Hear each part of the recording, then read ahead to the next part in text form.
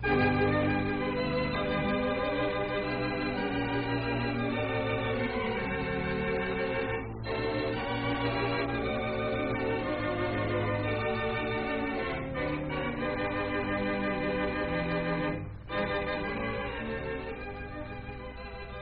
New York City, we bring you a new Dr. Christian story called Love on a Diet, presented for your enjoyment by the Cheese Bro Manufacturing Company, owners of the trademark Vaseline, and producers of Vaseline Petroleum Jelly, Vaseline Hair Tonic, and other famous Vaseline specialties. Did you ever stop to think what makes kid gloves so soft and pliable? Well, it's just that they've been treated with special oils that keep them soft long after the natural oils have vanished. And it's exactly the same way with your skin. If your skin gets too dry, it becomes rough or cracked or chapped. The first sign of roughness is a sign that you need Vaseline jelly. For this safe, pure preparation does three important jobs. First, it lubricates and softens the skin by supplementing the natural oils. Second, it acts as a protective film when the skin is broken, helps keep infection and dirt from entering the break. And third, it promotes healing. It's these three things that make Vaseline jelly invaluable for the treatment of countless everyday burns and scalds, minor cuts, scratches, and skin irritations. If you haven't a jar or tube of Vaseline jelly in your medicine cabinet, be sure to get some right away. A generous supply costs only 10 cents anywhere. Tonight's Dr. Christian play, starring Jean Hersholt as the Doctor of River's End, is called Love on a Diet. The cast includes Rosemary DeCamp as Judy Price, the doctor's secretary, Gloria Holden as Dorothy Corbett, and Charles Webster as Dave Corbett, who are an old-fashioned married couple, Helen Clare as Margot, their very new-fashioned daughter, and James Meehan as Arnold Darrow. Now, as the curtain rises, we see the Corbett's charming firelit living room where young Margot is talking excitedly to Dr. Christian. Dr. Christian, Mother never acted this way before in all her life. Suppose you tell me just what she did act, how she did act, what she did say. How did it start, Margot? What happened before you called duty? Well, Mother was cleaning out the trunks in the attic. And when I came home, I went up to see if I could help her. And she said there wasn't anything I could do. But then she started to show me some old photographs taken when she was a girl, the year before she and Dad were married. You were in some of them, Dr. Christian. I expect I was. I remember your mother very well. She was one of the prettiest girls in River's End. Dr. Christian, that's it.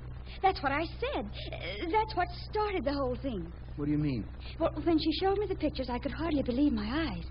Imagine Mother all dressed up in a flowered dress with ruffles and her hair in ringlets. She looked like a doll, just as pretty. I guess it wasn't very tactful to say, but it just burst right out. What did? What I said. What did you say, Margot? I said, "Why, Mother, you used to be pretty." What did she say then? Well, she was looking at a picture of herself sitting on a bench out in Grandmother's side yard, and Dad was sitting beside her, and he was twisting her curls around his finger, and all of a sudden she began to cry. And not loud, but with tears just pouring down her cheeks. Yes? Well, it surprised me so I didn't know what to do, and I kept saying, "Mother, what is it? Mother, what are you crying about?" But she wouldn't answer me, and after a while she began to shake and sob. Oh, great, terrible sobs that just tore her to pieces. I see. Dr. Christian, do people just have hysterics without any reason? There was a reason, Margot. But what was it? Why should she start crying like that over nothing? Doesn't your mother cry very often? Oh, mercy, no, she never cries. Dad says there's nothing on earth worse than a weepy woman. Mom doesn't even cry at weddings. Then she's always happy? Well, I don't believe she's unhappy, Dr. Christian. I don't actually know. Well, Mother isn't emotional, you know. Does she go out a lot? Bridge parties, that sort of thing? Dr. Christian, you know she doesn't. My mother hasn't been anywhere, even to a movie, in months. When Dad gets home, he says he's tired and he wants to stay home, so Mother stays, too. But in the daytime, doesn't she go out then? No, she doesn't. When I was a little girl, Mom was invited out a lot, but she'd never go, and now nobody asks her anymore. Your mother's become almost a recluse, hasn't she, Margot? I suppose in a way she has. She never wants anything or goes anywhere or... Dr. Christian, do you suppose Mother really hasn't wanted to stay at home the way she has? That she's wanted to have pretty clothes and go places and do things? Why shouldn't she? She's a normal human being, isn't she? You know, I have the strangest sense that I haven't really looked at Mother for years until today. It gave me the funniest feeling when I saw that picture and realized that, well, not so terribly many years ago, she wasn't any older than I am now, and that she was pretty, and that Dad made love to her. He certainly did. And so did half of the other boys in town. Made love to her? Yes, and wanted to marry her. Your mother was one of the most attractive, most popular girls ever in River's End. Well... Thought your mother was pretty lovely myself once upon a time. You mean you were in love with her? Oh, we were all in love with her. But it was your father she loved and married. She never knew there was anyone else on earth. She grew up like a sort of a lovely flower, Margot. Sheltered, protected, adored by everyone. And then your father came along, and he was big and handsome and dominating. Well, he simply took over her life. It's hard to realize. For so long, Mother's been so... Just a quiet, devoted housewife and mother who couldn't call her soul her own. That's what you mean, isn't it? Yes. Dr. Christian, is that what's made her sick? What she cried about? Did it give her hysterics just because I said she used to be pretty? That was probably the match that set off the powder. I think your mother has lived contrary to her nature for years, and I think the strain has become too much for her. It's a form of emotional starvation. Emotional starvation? Yes. You mean she's starved for love? Oh, but she has her home and Dad and me. Well, Dad's really devoted to her. He won't let her out of his sight. She sees you growing up, going away from her, having a life of your own. She hasn't anything else to live for. Dave has always treated her like a sort of possession, and she knows it. And then suddenly she's reminded of what she was at your age. Young, timid, lovely. You make it sound awful. It is awful. One of the most awful things I've ever encountered. When I looked at her today in that plain house dress, with her hair pulled back in that tight little knot, all the charm and beauty and loveliness gone, remembered what she used to be. Well, I'm speaking very frankly to you, Margot, because I'm sure you're the only person in the world who can help her. Dr. Christian, what can I do? Do you understand? Do you want to help her? Oh, yes. Please, tell me what I can do. It may mean giving up some of your own good times for a while. Oh, I don't mind that. I don't mind anything if I can only make her well again. Make her want to live. Then we'll work out a plan. Well, there's no telling how well it would succeed, but it's worth trying. Something I can do? You alone at first. Later on, she'll need people about her. How about all these young people that you go about with, Margot? Can we get them to help? I think so. Arnold Darrow would, for one. Arnold Darrow? Oh, he's quite a bit older than you are, isn't he, Margot? Oh, yes, but we belong to the same camera club. He doesn't like Dad, so I don't invite him to the house. Oh, but he's wonderful to me. So much more interesting than the younger boys. Maybe he's just what we need. What do you mean? I'm not sure yet. Will you come down to my office in the morning, Margot, and we'll talk? And don't let anyone disturb your mother again tonight. But, Dr. Christian, Dad will be home any minute.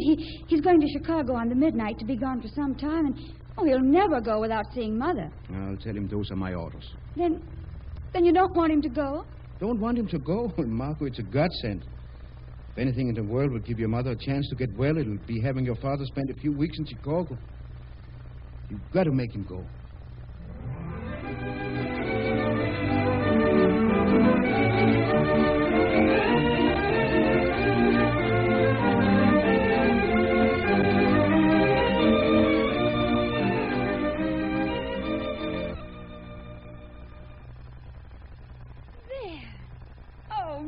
Your nails are perfect.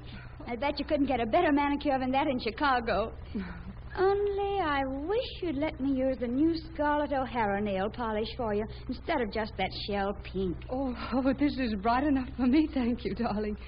Oh, they do look lovely. Really, Margot, I don't know what'll happen to me if this goes on much longer. Whole week in bed just being waited on like a baby. You babied me all my life. It's your turn now. Don't you like having your meals on a tray? Yes, I love it. And having your back rubbed and your face massaged and having me give you trick shampoo. Oh, Margot. You know, your father has never liked me to use makeup of any kind. Now, darling, this is all right until he comes home if it amuses you. But as soon as he gets back... Well, we'll worry about that when the time comes. Hold still now while I put some powder on your nose. Oh, Margot, If you don't hold still, I'll put rouge on it instead. There. Now, where's that new lipstick? Margot Corbett, Put your lips together. Oh, I can't do a thing while you're talking. Well... Mom, please hold still. There. Now, press your lips together. Mm-hmm. Oh, lovely. Honest, Mom, you're a picture. Oh, Margot, I believe you're out of your mind. You know I but don't wear... you do, Mom. That's just the point. Now, listen. I've got an idea. No, I'm afraid to hear it. You needn't be. It's harmless.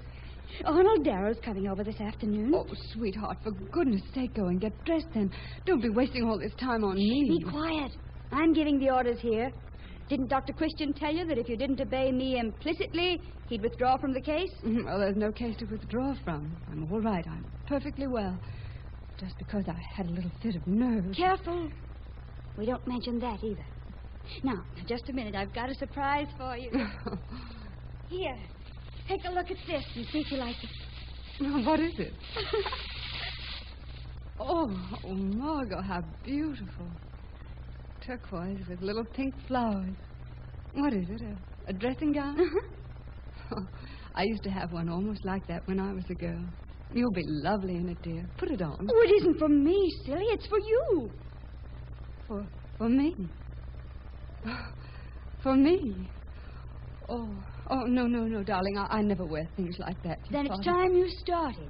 Here, now put it on. No, Come child. on, darling. Here. Well... Oh, there.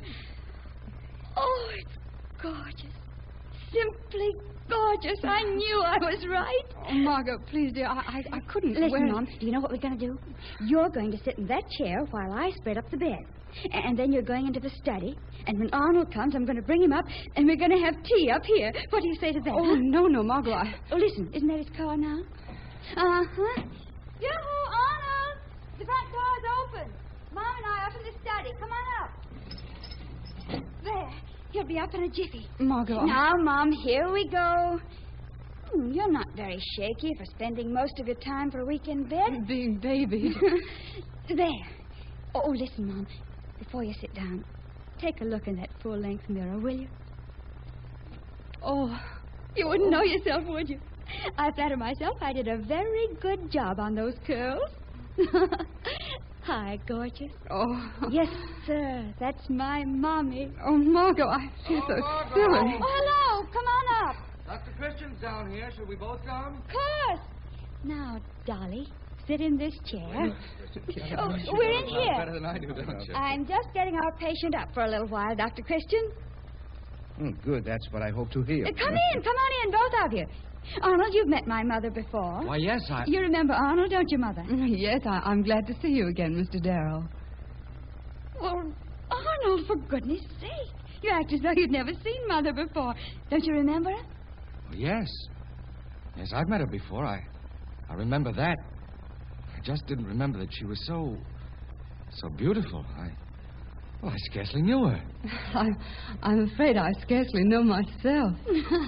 You knew her, didn't you, Dr. Christian? Yes, I recognized her instantly. She's a girl I used to know 20 years ago.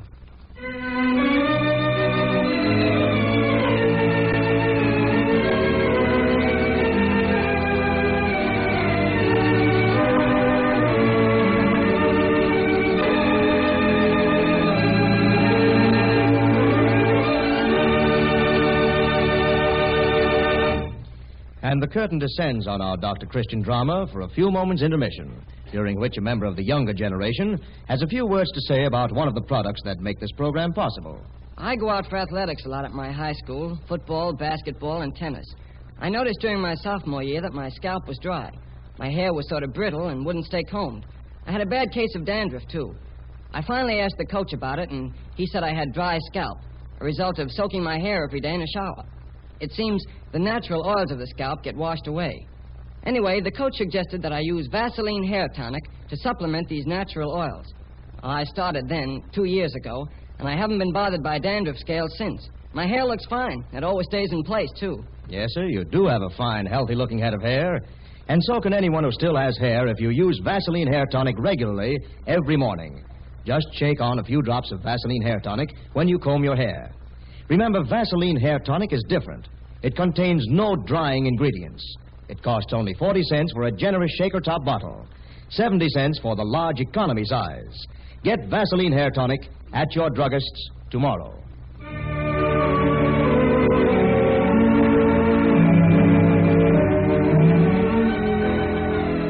Well, all set for Act 2 of Love on a Diet? The curtain is going up. The time is a week later, and the scene is Dr. Christian's private office, where the doctor is checking over his cases. Dr. Christian. What's the matter, Judy? Dave Corbett's out there. Dave Corbett? Well, he's supposed to be out of town. He's not due back until Saturday. I know. Well, he's out there. Anything wrong? I'm afraid so. He looks grim. Says he wants to talk to you. Well, I've got plenty to say to him, though I didn't expect to say it so soon. Tell him to come in. I'll keep my fingers crossed for you. I'll need it. Come in, Mr. Corbett. Evening, Dave. Sit down. I don't want to sit down. No? Got back a little ahead of time, didn't you? You arranged my schedule. You should know when I was expected. Paul Christian, for 2 cents, I'd have you run out of town. Of all the plotting scoundrels. Oh, take it easy, Dave. Take it easy. Don't start any mud-throwing contest until I know what it's all about. Don't do any good to pretend innocence. Paul Christian, about 2 weeks ago, my wife had what you called a nervous collapse. I had to go to Chicago on business that very night. You persuaded me that what she needed was rest. The best thing I could do for her would be to take the trip and let Margot take care of her. Yes, that's true. I believed you, and I went. It was a time when I wouldn't have turned my back on Dorothy for a single minute. You remember what she was when I married her? A frivolous little flirt, with all the men in the county hanging around her. I thought that was over with, that she had settled down. I can't imagine anyone more settled than Dorothy's been for the past 15 years. Hypocrisy, that's what it's been. Hypocrisy. Sham, every bit of it. She hasn't changed a particle. Tricking me, deceiving me. Dave, are you feeling all right? You sound delirious to me. Delirious? It's no wonder I'm delirious. Paul Christian, what do you think I found when I came back unexpectedly tonight after 10 days away? I couldn't guess. I found my wife in negligee. A new negligee I'd never seen. Rouge in her face, her hair curled, her fingernails painted, and entertaining a man. A man I barely know, laughing and talking with him like a schoolgirl. Oh, now, Dave. There's nothing criminal in Dorothy's talking to a man. Nothing criminal in deceiving me, in painting herself up and wearing a lot of folderols when she knows how I feel about such things, in having affairs with... Dave, for heaven's sake, think what you're saying. Dorothy hasn't done anything. She's been ill. Really ill. Yes, she looks like it. Paul, when she looked up and saw me, she went white. If ever there was guilt in a woman's face... Oh, she's frightened to death of you. Of course she was frightened to death. A woman who deceives her husband usually is. What I want to know, Paul Christian, is what is your part in this? Why are you defending her and protecting her? By heaven, I remember now. You used to be in love with her yourself. Dave. Now I get it. You thought you wouldn't be suspected just because you're a doctor. You were going to hide behind your profession. You thought I wouldn't even guess. You've been at my house every day since I've been gone. I learned that. Oh, of course I've been there. Dave, for heaven's sake. You admit it, do you? Well, you might as well. It won't save you to deny it. What are you going to do? Do? What can a man do when his wife is untrue to him the moment his back is turned? Have you lost your mind? Dave, where are you going? I am going to consult my attorney. I am going to get a divorce, Paul Christian, and I'm going to name you as co-respondent.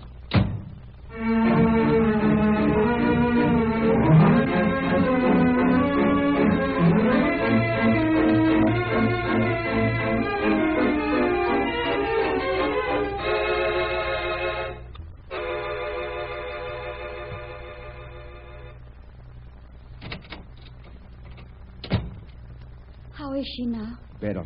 Judy will stay here for a little while, Margot, so you can get some rest. Oh, Judy's sweet. Dr. Christian, what are we going to do? I don't know. Mother will never get over this. I'm afraid not. Till my dying day, I'll never forget her face when Dad burst in that room.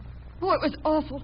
What did he do? Well, Mother and Arnold were just sitting there talking. I'd gone out to fix Mother an eggnog, and Arnold had brought Mother a box of flowers, and she was looking at them when the door flew open, and there was Dad. They were both so surprised, nobody said anything for a moment, and then Mother said, sort of faintly, Dave. And there was a long pause, and Dad said, I shan't ask for an explanation, Dorothy. The situation speaks for itself. And then he went out and shut the door. Nice chap. And Mother just sat and got whiter and whiter. And then you phoned and said Dad had been to see you. And then she went to pieces. Poor Dolly. Dr. Christian, the worst of it is that I think Dad really loves her desperately. In his own way. Or if there was only some way we could make him see before it's too late. Because, in spite of everything, I think she loves him. I believe she does, Margot. It's hard to understand why. He's so domineering and dictatorial, but... Well, I guess love's a funny thing, Dr. Christian. Yes, I believe there's some theory to that effect. Your mother must have a chance at happiness again, Margot. She ever is to be well. But how are we going to give it to her, Dr. Christian? How can we? Well, we'll have to try to figure out a way, Margot. And we will. I know it. Mrs. Corbett's asleep now, Dr. Christian. Oh, then Judy and I'll go along, Margot. If you want me in the night, just call. Otherwise, I'll see your mother the first thing in the morning. All right, Dr. Christian. And thank you both. What's that? The front door. But who... It must be Dad. Dorothy, Oh, you're here, Paul. Yes, Dave, I'm here. I came to get my things. Where's your mother, Margot? Oh, she's in her room. But don't go up, Dad. She's asleep. Asleep? At this hour? Yes, I just left her, and don't waken her, please. You just left her? Your wife is a very sick woman, Dave. Sick? Sick? That's just the story you told me to get me out of town. Dora's never been sick in her life. Well, she's sick now. Didn't look very sick this afternoon, dressed up like a chorus girl, making eyes at Arnold Darrow. Dad! Now, don't try to defend her. I saw her, didn't I? All fixed up, curls and lipstick. She was all fixed up, as you put it, because I ordered it, Dave. You ordered it? Dave, in heaven's name, listen to reason. It's part of a cure. I prescribed it, and Margot carried out the prescription. Makeup, manicure, curls, pretty clothes, masculine attention. Masculine attention? Yes, masculine attention. Honest, sincere admiration, the kind that she's been entitled to all her life and never had since the day she married you. What are you talking about? I'm talking about your wife, and the fact that she's literally dying from neglect. Neglect? Yes. She's lived for years without the things that are the right of every attractive woman. Little feminine vanities, gaiety, flattery, affection. Christian, you're crazy. What do you mean coming in here with a story like that? Dying? My wife's as healthy as you are. Listen, Dave. When you married Dorothy, she was a young, happy, attractive girl, full of the joy of living. For almost 19 years, you kept her like a prisoner. Practically stifled her life out because of your own insane jealousy. Jealous? I'm not jealous. You were so jealous you couldn't bear to have her attractive to anyone else in the world. You made her think you disapproved of her curled hair and her pretty clothes and her gaiety, so that she'd stay at home and you would feel safe and sure that you'd never lose her. No, Paul, I didn't mean that. No, I don't suppose you ever admitted it, even to yourself. You just expressed your disapproval, and then when Dorothy didn't dare call her soul her own, you took it for granted that she had turned into a meek, colorless little mouse because she didn't like... She liked to be that way. Probably never occurred to you that you were ruining her life. She never complained. Oh, of course she didn't complain. If it hadn't happened, she'd have gone out until now, until late, and too late for her ever to have any joy of beauty in her life again. Paul, I don't believe that... It's the truth. If your wife dies, and she'll die if you don't give her some reason for wanting to live, you and you alone will be to blame. What about Arnold Darrow? No, forget it. What about what I saw? I can't forget it. She was here, alone with him. Dad, Arnold Darrow came here to see me. You? I'm engaged to marry him. You... Arnold Darrow is in love with you? Yes. Oh, I don't know what to say. Oh, Margot, please, dear, I can't stay up there all alone. Dave. Dorothy, Oh, Dave, I'm so sorry. I knew it would make you furious if Margot curled my hair and made me wear lipstick, and I never meant to wear it when you were at home. Dave, please, I've tried to do the things you wanted me to do, but, well, you know what a silly person I always was at heart. Dave, please, Dave. Darling! She's fainted. Darling! Put her on the sofa, Dave. No, I'll hold her. She's not dead, is she? No, she's just weak and faint. I want to take care of her. I'll carry her upstairs. I'll call you in a little while. Just now, I want to be alone with my wife. Alone. I'm sorry, Paul. Oh, Dr. Christian, do you suppose... Don't suppose, Margot, just hope. Did you hear that? He called her Dolly. He hasn't done that since I was a tiny little girl. Oh, could he change, Dr. Christian? I don't know. It's not simple to alter the habits of a lifetime, but... I'm going up just for a moment. I've got to be sure Mother's all right. How's it going to come out? Now what can I tell? Doctor can only diagnose and treat. The rest is in the hands of Providence, Judy. I know. Doctors have to give some awfully strange treatments, don't they? Yes, but it's hard to give a pill for a sick mind. Dr. Christian, I think it's going to be all right. Why, Margot... I didn't go in, but the door was ajar and I couldn't help seeing. Dad was sitting on the bed and he was curling Mother's hair around his finger, just the way he did it in the picture. And you should have seen Mother's face. All that starved look gone. Their love wasn't really starved, Margot. It was just on a diet.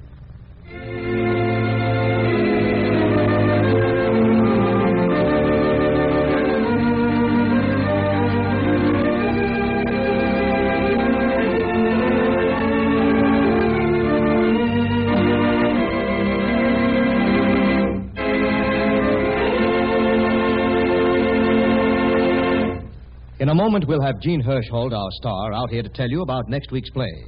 In the meantime, I want to give you this message. At this holiday time, with all the traditional celebrations, the parties and dances, a head cold is especially annoying. So remember, keep the nasal passages well lubricated with Vaseline jelly. A little applied up each nostril relieves that stuffy, stopped-up feeling. Because it is so good for the skin, Vaseline jelly is used as the base for a number of specialty products, including Vaseline borated jelly, Vaseline carbonated jelly, Vaseline lip ice, and Vaseline camphor ice. Ask your druggist about their special uses.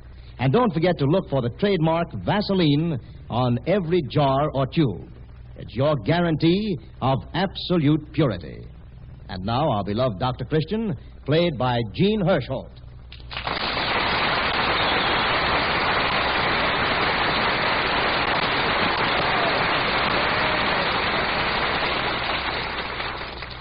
Tell us something about next week's story, Dr. Christian. Well, next week our Dr. Christian program will come to you at a new hour. Many of you have written me to ask to have our program earlier in the evening so the children can listen too. So, beginning next Wednesday, we are going to do that. So those who live in the Eastern Time Zone will hear it at 8:30 p.m. Those in the Central Zone at 7:30 p.m., in the Mountain States at 6:30 p.m., and on the Pacific Coast at 8:30 p.m. Now, our play is another story about our beautiful blind pig Foster who has the seeing eye dog. I'm sure you and your whole family will enjoy it. So until next Wednesday evening, I'll say good night and a happy...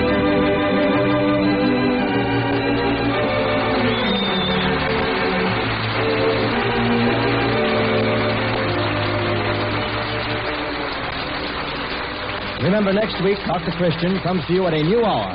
Those who live in the Eastern Time Zone will hear it at 8:30 p.m., those in the Central Zone at 7:30, in the Mountain States at 6:30, and on the Pacific Coast at 8:30. Your announcer, Andre Baruch. Next week at 10 p.m. New York time, Chesterfield Cigarettes invite you to listen to Glenn Miller and the Andrews Sisters. This is the Columbia Broadcasting System.